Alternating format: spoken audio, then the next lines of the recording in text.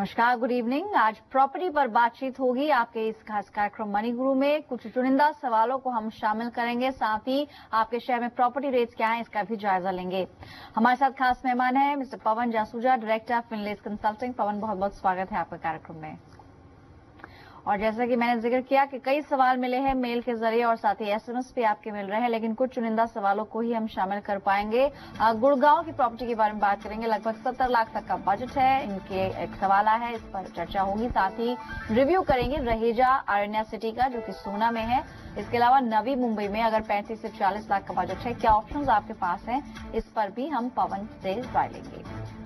शुरुआत करते हैं कि ईमेल के साथ। तो मिस्टर नितिन टंडन जी का सवाल है, गुड़गांव के रहने वाले हैं। लगभग बजट बताया है 70 लाख का, और ये जानना चाहते हैं कि एक रेप्यूटेड बिल्डर के किसी प्रोजेक्ट में ये अपार्टमेंट तलाश कर रहे हैं। प्रेफरेबली इन्होंने एरियाज भी बताया, सेक्टर 83 या 91, यानी कि सेक्टर 83 से 91 के आसपास, जो NH24 के नजदीक हो। और बजट का जहां तक सवाल है, पवन, इस बजट में ऑप्शंस इनको लिमिटेड मिलेंगे या फिर ज्यादा ऑप्शंस मिल पाएंगे? देखिए, इस बजट में 2-3 ऑप्शन अवेलेबल है। जैसे वाटिका के 2 प्रोजेक्ट है वहाँ पे, एक वाटिका गुड़गांव 21 के नाम से और एक वाटिका लाइफस्टाइल। दोनों ही प्रोजेक्ट्स का रेट अप्रोक्सीमेटली 6500 के आसपास है, और अगर ये सेकेंडरी मार्केट में ट्राई करेंगे तो हो सकता है 6000 के आसपास रेट मिल जाए। उसमें ये बड़े आराम से 1200 से 1300 स्क्वायर फीट के साइज में जा सकते हैं। इनफैक्ट पवन, इस बीच ये फोन लाइन पर जुड़ भी गए हैं। इनसे इनफैक्ट पूछ लेते हैं इनकी पसंद क्या है। आप इनको वाटिका के कुछ ऑप्शंस बता रहे हैं, गोदरेज का भी एक प्रोजेक्ट है। इस वक्त फोन लाइन पर मौजूद है नितिन।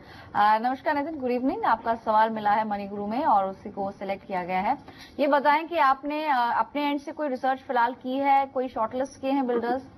या मैम, मेरे को वाटिका का मैंने गुड़गांव 21 देखा है और DLF का न्यू टाउन हाइट्स है 91 सेक्टर में। ये 2 प्रोजेक्ट मैंने देखे थे जो मेरे को अच्छे लग रहे थे, कंस्ट्रक्शन वाइज और अपने बजट वाइज भी।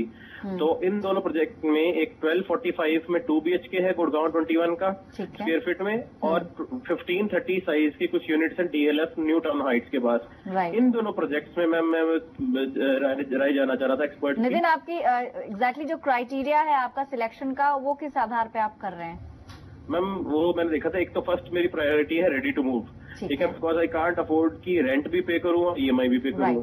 सेकंड मेरा मैम है कि कंस्ट्रक्शन क्वालिटी होनी चाहिए, where when guest should visit they should not say like कि गलत बिल्डर है, और ऐसा कुछ नहीं है, और कागज पत्र सब ठीक होने चाहिए उनके। जी, सेक्टर 83 का आपने जिक्र किया, वाटिका ग्रुप के कुछ प्रोजेक्ट्स बता भी रहे हैं आज के एक्सपर्ट। आप बने रहे फोन लाइन पर। जैसा नितिन के सवाल में आपने जवाब भी दिया, वाटिका ग्रुप के कुछ प्रोजेक्ट्स हैं, उसके अलावा और क्या ऑप्शन है वो आप इनको बताएं जो उनके बजट को भी सूट करें। देखिए, पहली बात, ये दोनों ही प्रोजेक्ट जो आपने सिलेक्ट किए, दोनों ही अच्छे प्रोजेक्ट हैं। अगर DLF में फेज 1 में आपको कोई भी यूनिट रीसेल में मिल जाती है 5000 रुपए के आसपास, तो ये बहुत अच्छा ऑप्शन है। आपको थोड़ा सा बजट बढ़ाना पड़ेगा, बट ये हो सकता है। थोड़ा सा बजट अगर आप और बढ़ाएं तो Godrej frontier can be one option, but हाँ, उसमें सबसे छोटा साइज 1800 के स्क्वायर फीट के आसपास है, और जो रेट है वो अप्रोक्सीमेटली 6000 रुपए के आसपास है। बट मेरे ख्याल से आपने दोनों जो देखे हैं, वाटिका गुड़गांव 21 एंड DLF जो है, उन दोनों में ही आपके बजट में है। दोनों ही बिल्डर बहुत अच्छे हैं। DLF ने फेज 1 का उसका पोजीशन दे दिया है, पोजीशन ऑलरेडी जा चुका है, तो आप फेज 1 में कोई भी यूनिट सेकेंडरी मार्केट में देख सकते हैं। जी, और साथ ही आपने कुछ एडिशनल भी ऑप्शंस बताएं। क्रिसेंट पार्क का रॉयल ग्रीन प्रोजेक्ट है, इसको भी आप चेक कर सकते हैं। साथ ही वाटिका का जिक्र आपने खुद भी किया, आपके बजट में भी सूट कर रहा है, और आपने अगर खुद से रिसर्च किया तो डेफिनेटली आप आगे बढ़ सकते हैं। लेकिन पोजेशन एक ऐसा मुद्दा है जहां पर कई लोग परेशान रहते हैं। इसी तरह का एक सवाल आया है मिस्टर विनय भार्गव जी का। ये गुड़गांव के रहने वाले हैं, और जैसा कि इन्होंने मेल में जिक्र किया है कि एक फ्लैट इन्होंने बुक किया था राजनगर एक्सटेंशन में अगस्त 2012 में, यानी काफी समय हो चुका है। बिल्डर का नाम बता रहे हैं वैल्यू इंफ्राकॉन, प्रोजेक्ट का नाम है मीडोज विस्टा, और जैसा कि एग्रीमेंट में लिखा था पोजेशन डेट 30 जून 2013 थी, लेकिन अब काफी दिक्कत फेस कर रहे हैं क्योंकि बिल्डर ने काम ही पूरी तरह से रोक दिया है, और पिछले 18 महीने से काम भी रुका हुआ है, और कोई वैलिड रीजन भी बिल्डर की तरफ से नहीं मिल पाया है। कई मेल्स भी ये कर चुके हैं, लेकिन कुछ वहां से रिस्पांस नहीं मिल रहा है, और ये काफी दिक्कत में है कि अब एग्जैक्टली क्या करना चाहिए। लीगल एक्शन लेना चाह रहे हैं, आप क्या सजेस्ट करेंगे पवन? देखिए, NH58 पे ये जो प्रोजेक्ट है, इसमें इस प्रोजेक्ट के पास से गवर्नमेंट की एक रोड जानी थी जिसका अप्रूवल GDA से नहीं आया था। बिल्कुल इस प्रोजेक्ट में कोई काम नहीं हुआ है। मेरे ख्याल से जैसे आपने बोला है कि आपने कस्टमरों ने मिलके एक एसोसिएशन बनाई है, आप लोगों को कंज्यूमर कोर्ट में जाना चाहिए, प्लस उसके साथ साथ अगर आप चाहें तो आप लीगल एक्शन भी ले सकते हैं। इस प्रोजेक्ट का भी क्योंकि काम शुरू नहीं हुआ है, अगर वो काम शुरू हो भी जाता है जल्दी तो it will take at least 3 years। तो अगर आप ऑलरेडी एसोसिएशन बना चुके हैं, पहला स्टेप ये है कि आप फाइनल मीटिंग के लिए बिल्डर के पास जाइए। अगर फिर भी वो लिसन करने को तैयार नहीं है तो you have option to go to consumer court and legal action you can take, क्योंकि सारा पैसा आप लोगों ने वाइट में दिया है। They have no legal ground to hold that money. उनको वो मनी, जैसे बाकी केसेस में भी आजकल कोर्ट में हो रहा है, उनको वो मनी विद इंटरेस्ट आपको देनी पड़ेगी। पवन, इनफैक्ट जहां तक इस पर्टिकुलर बिल्डर का सवाल है, क्योंकि इस तरह की प्रॉब्लम्स और भी कई प्रोजेक्ट्स में लोग फेस कर रहे हैं, आपने हालांकि इनको सजेस्ट किया है FIR ये करें और अगर एक एसोसिएशन के थ्रू जाएंगे तो इनका केस थोड़ा स्ट्रांग हो जाएगा। लेकिन इन जनरल क्या इस पर्टिकुलर बिल्डर के और भी प्रोजेक्ट्स में दिक्कतें हैं इस तरह की? नहीं, इनके इसी प्रोजेक्ट में दिक्कत आ रही है। फॉर्चुनेटली और अनफॉर्चुनेटली क्या है कि पूरे गाजियाबाद में जो लैंड है वो फ्री होल्ड है, तो वहाँ पे बिल्डर जो लैंड है वो डायरेक्टली बायर या किसान या इंडस्ट्री से खरीदते हैं, उसके बाद वो जीडी में अप्रूवल के लिए जाती है। अब वो जीडी में कई बार हो सकता है कि लीगल रीजन से या टेक्निकल रीजन से अप्रूवल नहीं हो पाते, इसलिए ये वाला प्रोजेक्ट भी उसी कारण से डिले हुआ है। बट हाँ, इनको एक बार रिप्रेजेंटेटिव बना के वहाँ जाना चाहिए, पूरा रिप्रेजेंटेशन लेके बिल्डर से बात करनी चाहिए, उनके legal papers and every problem should verify. और अगर ये चाहें तो इनको जीडीए में भी जाना चाहिए, वहां बात करनी चाहिए कि प्रोजेक्ट का लीगल स्टेटस क्या है। जी, तो लीगल स्टेटस आप चेक कर सकते हैं और उसके आगे फिर आपको जैसा बताया गया है कि आप कानूनी सलाह जरूर लें इस मामले में, क्योंकि फ्रॉड का मामला ही लग रहा है, क्योंकि बिल्डर की तरफ से अब किसी भी तरह का रिस्पांस आपको नहीं मिल पा रहा है। एनसीआर की बात करते हैं, एक सवाल आया है अरुण माद्रा साहब का, दिल्ली के रहने वाले हैं ये और प्लॉट की तलाश कर रहे हैं दिल्ली एनसीआर में। इनफैक्ट ग्रेटर नोएडा भी एक ऑप्शन इन्होंने रखा है और जैसा कि इन्होंने जिक्र किया है, दोनों ही एस्पेक्ट्स है, निवेश के हिसाब से या फिर रिहायशी इलाके रहने का अगर फ्यूचर में सोचा हो। लोकेशन प्राइम फैक्टर नहीं है, आप देखने चाह रहे हैं कि गुड एप्रिसिएशन मिले इनको और साथ ही प्राइस पॉइंट अच्छा होना चाहिए, अट्रैक्टिव प्राइस पॉइंट की बात कर रहे हैं। बजट का यहाँ पर इन्होंने मेंशन नहीं किया मेल में, लेकिन आप अगर एनसीआर में बात करें ग्रेटर नोएडा क्या आप सजेस्ट करेंगे पवन? देखिए, इन्होंने बजट मेंशन नहीं किया है। प्लॉट्स जो है वो नोएडा, ग्रेटर नोएडा में अप्रोक्सीमेटली 60-70 हज़ार रुपये स्क्वायर गज से शुरू होते हैं और 2 लाख रुपए गज तक भी जाते हैं। बट अगर ये लॉन्ग टर्म इन्वेस्टमेंट के लिए देख रहे हैं तो इनको Yamuna express highway can be one good option, क्योंकि वहाँ पे प्लॉट्स अवेलेबल हैं। आज भी वहाँ प्लॉट्स के रेट रीसेल में अगर जाएंगे सेकेंडरी मार्केट में या प्राइमरी में, जिनमें अभी की डेवलपमेंट शुरू हुआ है, तो जैसे सुपरटेक है, गौरसंस है या जेपी है, उनमें 22 से 25 हज़ार रुपये गज में इनको प्लॉट मिल जाएंगे। साइजेस जो हैं वो 150-200 के आसपास के हैं। लॉन्ग टर्म के लिए बहुत अच्छा है, क्योंकि वहाँ नाइट सफारी का काम शुरू होने वाला है, फार्मूला 1 ट्रैक ऑलरेडी वहाँ पे है। उसके साथ साथ अब Noida Yamuna authority and UP government, उनका पूरा फोकस जितनी भी इंडस्ट्री है उसको वहीं लाने का है। रोड कनेक्टिविटी बहुत बेटर है, मेट्रो परिचौक तक पूरी हो गई है। तो अगर इनका इमीडिएटली काम स्टार्ट करके वहाँ रहने का पर्पज नहीं है तो Yamuna can be a good option. अगर ये चाह रहे हैं कि इनको अभी शिफ्ट होना है, इनको घर बनाना है, तो ये परिचौक के आसपास प्लॉट्स देख सकते हैं। वहाँ पे थोड़ा सा परिचौक से अंदर की तरफ जाएंगे तो वहाँ 30-35 हज़ार रुपये मीटर में प्लॉट्स मिल जाएंगे। वो बहुत अच्छे ऑप्शन है अगर ये वहाँ पे शिफ्ट होना चाहते हैं। यमुना एक्सप्रेस पे के आपने कई सारे ऑप्शंस बताए हैं, लेकिन अगर एग्जिस्टिंग प्रोजेक्ट्स की बात करें, हालांकि आपने प्लॉट के ऑप्शंस दिए हैं, पर इन जनरल अगर हम इस पर्टिकुलर मार्केट का जायजा ले रहे हैं और बात कर रहे हैं यहाँ पर, पोजेशन कितना बड़ा मुद्दा है, क्योंकि कई जगहों पर अब डिलीवरीज शुरू हो गई हैं। अगर ग्रेटर नोएडा की हम बात करें, एग्जैक्टली आपकी रिसर्च क्या कहती है? देखिए, जैसे सुपरटेक है, सुपरटेक में काम बहुत डेवलपमेंट बहुत हो गया है, तो कुछ ही टाइम में उनका पोजीशन भी शुरू हो जाएगा। रहने लायक मुझे ऐसा लगता है यमुना एक्सप्रेस हाईवे अभी नहीं है, it will take at least another 2 years। Gaur का जो प्रोजेक्ट है वहाँ गौर यमुना सिटी, उस पर भी डेवलपमेंट बहुत फास्ट हो रहा है and I see that after 2 years, in next 2 years वहाँ पे लोग प्लॉट्स पे काम शुरू करके रहने का प्लान कर सकते हैं। जी, तो एक बार ऑप्शंस देख लेते हैं जो आपने बताए हैं। 3C lotus city Yamuna expressway के अंदर, साथ ही साइज इसमें 120 से 500 स्क्वायर यार्ड होगा। जेपी का भी आप प्रोजेक्ट चेक कर सकते हैं, जेपी स्पॉट सिटी, वहां पर आपको लगभग 25,000 से 28,000 प्रति स्क्वायर यार्ड कीमत चुकानी होगी। कुछ और ऑप्शन है आपके सामने। सुपरटेक जिक्र कर रहे थे पवन उसका, यमुना एक्सप्रेसवे में लगभग 22,000 से 25,000 प्रति स्क्वायर यार्ड वहां पर कीमत होगी। ये प्लॉट्स की हम बात कर रहे हैं। इसके अलावा गौर यमुना प्लॉट्स, इसमें भी आप चेक कर सकते हैं। यानी 3 से 4 ऑप्शन आपको दिए गए, इस पर आप जरूर जायजा लें। और जैसा कि हमेशा इस कार्यक्रम में हम कहते हैं कि भले ही आप एक्सपर्ट से सलाह लेते हैं, लेकिन फिर भी ग्राउंड रियलिटी यानी कि वहां पर खुद जाकर रिसर्च करें और फिर आप फाइनल फैसला लें। एनसीआर मार्केट की बात हो गई। यहाँ पर हमने गाजियाबाद में जो दिक्कतें हैं एक प्रोजेक्ट में, उसको लेकर भी बातचीत की है। लेकिन कुछ और इलाके हैं जैसे नवी मुंबई या फिर अगर आप सोहना की तरफ जाएं, उस पर भी बातचीत करेंगे। छोटे से ब्रेक पे रुकेंगे, लेकिन आपको तरीका बता दें क्या तरीका इस शो में जुड़ने का। आप हमें मेल कर सकते हैं अपने सवाल moniguru@zmedia.slgroup.com, या फिर आप हमें SMS करें, और भी आसान है। प्रॉपर्टी लिखना होगा, स्पेस देकर अपना नाम, अपना सवाल उसे भेजना होगा 57575 पर। ध्यान रहे कि मेल में फोन नंबर आप जरूर मेंशन करें, ताकि अगले कार्यक्रम में आपका सवाल शामिल करते हुए आपसे बात भी हम कर सकें।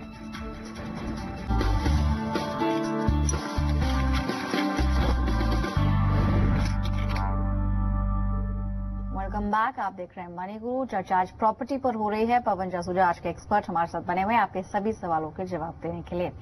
कुछ ईमेल्स और शामिल कर रहे हैं। यहाँ पर संजीव कुमार जी का सवाल है, दिल्ली से इन्होंने भेजा है। एक प्रॉपर्टी बुक की थी इन्होंने नोएडा एक्सटेंशन में 2100 रुपए में, और जैसा कि जिक्र किया फरवरी 2012 की ये बात है। 3 साल लगभग अब हो चुके हैं। पंचशील ग्रीन 2 प्रोजेक्ट का नाम है। हालांकि जैसा कि इन्होंने मेल में जिक्र किया है कि ये पहले शायद इनको एक्सपर्ट से राय लेनी चाहिए थी, लेकिन तब शायद इतनी जानकारी नहीं थी। लेकिन इस कार्यक्रम के माध्यम से आप ये जानना चाहते हैं बिल्डर की रेपुटेशन के बारे में, और साथ ही आगे एप्रिसिएशन किस तरह का मिल सकता है। तब रेट 2100 था, अब फिलहाल क्या कुछ एप्रिसिएशन हुआ है, और अगर ये बने रहते हैं इस प्रोजेक्ट में किस तरह का एप्रिसिएशन देखने को मिल सकता है? पवन, लकली इन्होंने बहुत अच्छा इन्वेस्टमेंट किया है, क्योंकि पंचशील बहुत ही अच्छा बिल्डर है। अगर हम नोएडा बेल्ट की बात करें, उनके पास डिलीवरी पे जाएंगे तो भी बहुत अच्छी है। अगर क्रॉसिंग रिपब्लिक में आप जाके सारे बिल्डर्स का काम देखें तो शायद टॉप 3 प्रोजेक्ट्स में पंचशील वेलिंगटन प्रोजेक्ट आएगा। क्वालिटी बहुत अच्छी है इनकी, मोस्ट ऑफ द टाइम इनकी डिलीवरी बिल्कुल टाइम पे है। अब आते हैं जहां तक बात पंचशील ग्रीन 2 की, इन्होंने बहुत ही अच्छे रेट पे इन्वेस्ट किया हुआ है। आज के टाइम में उस प्रोजेक्ट का रेट अप्रोक्सीमेटली 34-35 रुपए चल रहा है। कंस्ट्रक्शन बहुत स्पीड से चल रहा है। सेकेंड, इस प्रोजेक्ट में ब्यूटी ये है कि इसमें विला भी डेवलप हो रही हैं, जिससे क्या होगा कि जो सोसाइटी में लोगों का लेवल होगा वो बहुत अच्छा रहेगा। थर्ड चीज़ है कि अगर हम ओवरऑल डेवलपमेंट की बात करें नोएडा एक्सटेंशन की, तो बहुत स्पीड से काम हो रहा है वहाँ पे। कनेक्टिविटी वहाँ बहुत बढ़िया है। ऑलरेडी हिंडन का एक पुल जो पिछले 1.5-2 साल से ऑपरेशनल है, उससे कनेक्टिविटी है। नोएडा अथॉरिटी ने already, Noida and greater Noida authority ने एक और पुल पे काम, ब्रिज पे काम शुरू कर दिया है, जो नोएडा के 78 सेक्टर को नोएडा एक्सटेंशन से जोड़ेगा। बहुत एडवांस स्टेज पे इस समय मेट्रो का डीपीआर प्लानिंग चल रही है।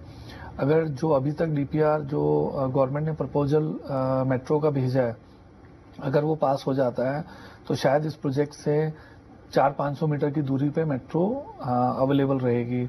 उसके अलावा जिस सेक्टर में ये प्रोजेक्ट अवेलेबल है उसकी कनेक्टिविटी NH24 से भी बहुत अच्छी है, इंटरनल नोएडा एक्सटेंशन में बहुत अच्छी है। तो ओवरऑल मुझे ऐसा लगता है कि इनका इन्वेस्टमेंट बहुत अच्छा एंड सेफ है। इन्होंने एक अच्छे बिल्डर के साथ इन्वेस्टमेंट किया हुआ है और इनको वेट करनी चाहिए। जैसे जैसे कंस्ट्रक्शन के पास आएगा ये प्रोजेक्ट, बहुत आराम से इसका रेट 4,000 से 4,500 रुपए के बीच में जाएगा। एंड नोएडा एक्सटेंशन, जिसको कि ग्रेटर नोएडा ओरिजिनली बोलना चाहिए या ग्रेटर नोएडा वेस्ट, वो आने वाले टाइम का सबसे हैपनिंग प्लेस रहेगा। जी, तो आपने थम्स अप दे दिया है पंचशील ग्रीन्स 2 प्रोजेक्ट को, और जैसा कि इन्होंने जिक्र किया था 3 साल अब हो चुके हैं, और तब के प्राइस में और अब के प्राइस में 50% से ज्यादा का एप्रिसिएशन देखने को मिला है। आगे भी आप इसमें बने रहे, मध्यम से लंबी अवधि के लिए एक अच्छा विकल्प हो सकता है। एनसीआर की हमने काफी बात की, लेकिन अब एक और सवाल शामिल कर रहे हैं। ये नवी मुंबई से रिलेटेड इनका सवाल है। लोकेशन तलाश रहे हैं ये 1 से 2 BHK फ्लैट के लिए। 35 से 40 लाख का बजट है। दीपक जी ने सवाल भेजा है मुंबई से। बजट आपने सुना 35 से 40 लाख, हालांकि थोड़ा एक्सटेंड जरूर कर सकते हैं इसे। इस पर्टिकुलर बजट में 1 BHK तो ठीक, पर क्या 2 BHK मिल पाएगा नवी मुंबई में?